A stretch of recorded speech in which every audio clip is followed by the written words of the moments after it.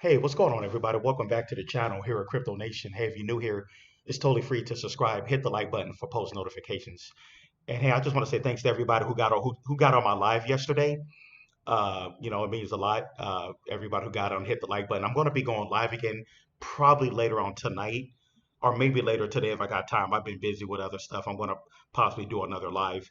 But anyways, here's another episode of Crypto Nation Reacts. Like I said, don't forget to subscribe, hit the like button for post notifications. Also, if you can't get the channel membership, I'm also putting out private content to the channel members. The last one that I did, a few days back over the weekend, it's a pretty good one. So definitely get the channel membership, and I'll see you guys in the next one. Here we go. Final boss as it relates to all-time highs in crypto. The macro is lining up perfectly. Crypto markets just changed in a big way. You won't believe Standard Charter's new Bitcoin price predictions for Trump winning versus Kamala winning. Now, before that, how is the U.S. economy in general? What are the expectations for the U.S. economy over the next year? Expert Tom Lee reveals what he thinks will happen over the next 12 months. Looks like he's been right about this before. Tom, let me start with you. It was in April on this program that you said you thought the S&P 500 could close at 5,700, maybe even higher. Well, looky here. Look where it is today, right about 5,700. So the maybe higher part is still a part of your formula? Yes, I think it's part of the formula because bull markets are supported by strong fundamentals, and this is a case where not only has the economy survived extremely high interest rates, but the Fed is beginning to cut rates. And an economy that has sort of been languishing has been China, and now we have some stimulus and what looks like some bazooka policies that is supporting that region. And we have a lot of cash on the sidelines. So I think that this is a formula for stocks to do pretty well the next 3 to 12 months. And that's why we think that we would be well beyond 5,700 before year end. Now, knowing that the U.S. economy has strong momentum, let's talk about Bitcoin. Let's take a look at Bitcoin.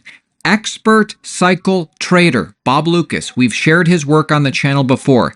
He says that Bitcoin's 2025 setup looks perfect. Sometimes a script looks too perfect. It's hard to believe. Bitcoin closes the second year of the 4-year cycle next month, entering the third and historically explosive year of the cycle. An 8-month base has been built, sentiment reset, and rates are easing. I mean, the script is perfect. And this chart does look really bullish. Is Bitcoin in the longest period of consolidation during a bull cycle in its 14-year history? 8-month launchpad? The largest pump in crypto history is loading. Actually, the truth is that Bitcoin's script really got reset back in January of 2024. The Bitcoin market reset happened the moment that BlackRock got involved. Even Michael Saylor recognizes this. I think the modern era, the institutional era of Bitcoin adoption starts January 2024. What changed in January 2024? The SEC approved 10 to 11 spot Bitcoin ETFs, and that started an avalanche. So we went from a perception that this was not an endorsed or legitimate asset class at the regulatory level, and someone could have said, I think the SEC is going to ban it, or they're going to deem it a security or something. And the world changed by the middle of January, and now it was clear that it wasn't going to be banned. So the only unknown at this point is Kamala versus Trump. This is the only unknown. And it seems like these two are locked in a dead heat. So you let me know in the comments if you like Trump better or if you like Kamala better. It will be interesting to see which name gets commented more. Standard Charter is bullish on both of these two candidates. Jeff Kendrick of Standard Charter forecasts fresh all-time highs by the end of 2024 for Bitcoin if either candidate wins. Now, for Trump, he is more bullish. Listen, here are his price predictions. I think we go to fresh all-time highs by the end of this year, no matter what happens in the US election. It would be relatively clear that a Trump presidency should be. Check out these deals of the week at Walgreens. be more positive, given he's been relatively constructive on Bitcoin in particular, but also the broader digital asset space over the last couple of years. So in his victory scenario, I predict we go to 125,000 for Bitcoin by the end of this year. In the Harris scenario, again, I think we do go higher, but to about 75,000 by the end of this year. And that's because Harris is definitely not President Biden. So President Biden has been quite negative on the sector the last few years. Earlier this year, in May, President Biden vetoed the SAB 121 repeal bill that had passed through the House and the Senate. So I think now that the sector has become politicized, if you like, it'll be very difficult for a then President Harris to a similar repeal to what President Biden has done. So again, a somewhat positive story, but a much more positive outcome in a President Trump 2.0. So, fresh all-time highs by the end of the year, 125,000 if Trump wins, 75,000 if Harris wins.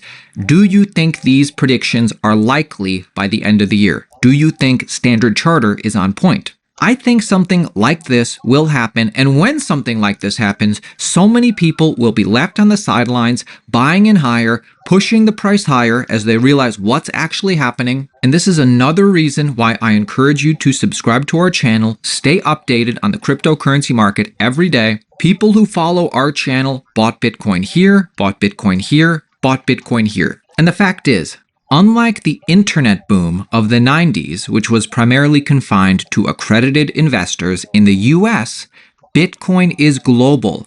You have no idea how high China is about to pump Bitcoin.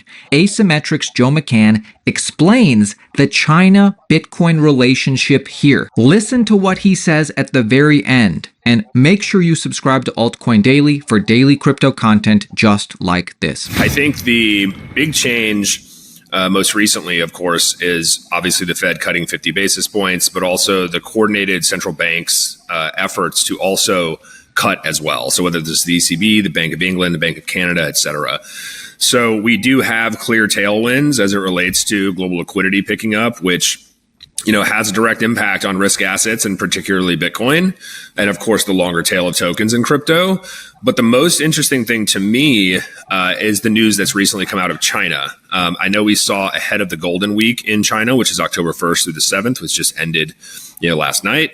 The PBOC and the broad kind of finance ministry, if you will, of China came out with some pretty accommodative, stimulative policies for not only the banks and helping recapitalize them, but also for consumers. China has a domestic demand problem. It's not a new thing. If you look at anything over the past, I think it's the last 11 quarters, they've had a pretty persistent state of deflation.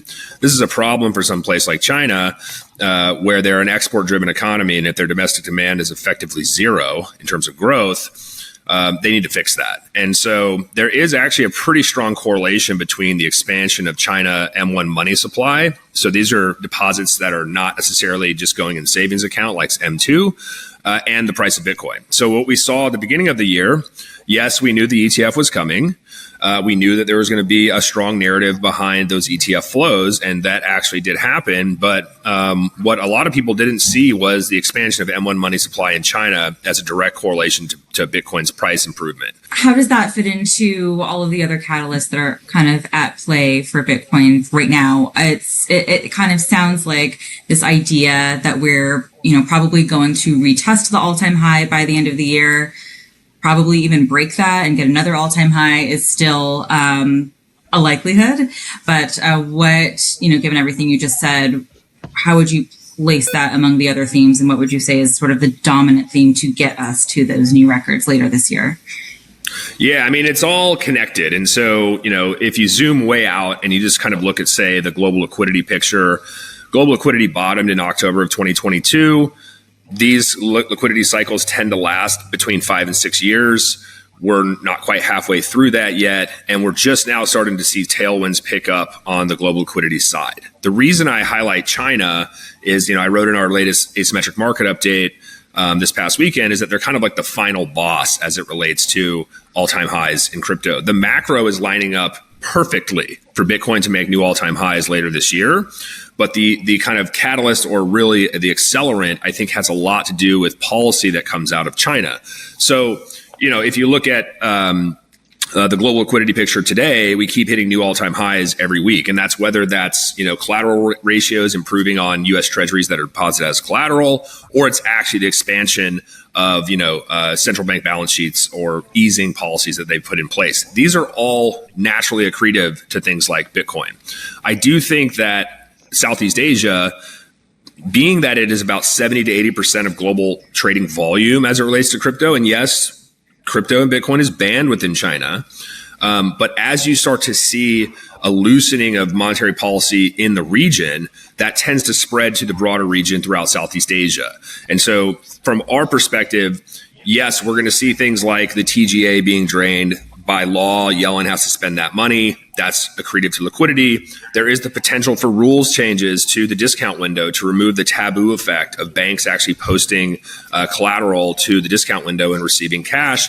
That could be stimulative to liquidity here in the United States. But ultimately, what ends up happening in Southeast Asia, we think actually is going to be the thing that drives Bitcoin to new all-time highs.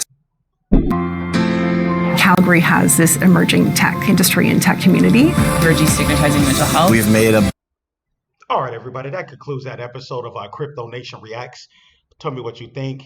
Right now, we got Bitcoin at 61,000. The market pulled back overnight. So let's see what happens. A lot of the meme coins pull back, utility pull back. Most of the market pull back. So going to keep you guys updated and look at this as it, and stay in tune to what's going on over the next 24 to 48 hours. But anyways, thanks for tuning in. Don't forget to subscribe, hit the like button. I will see you guys in the next video. Peace.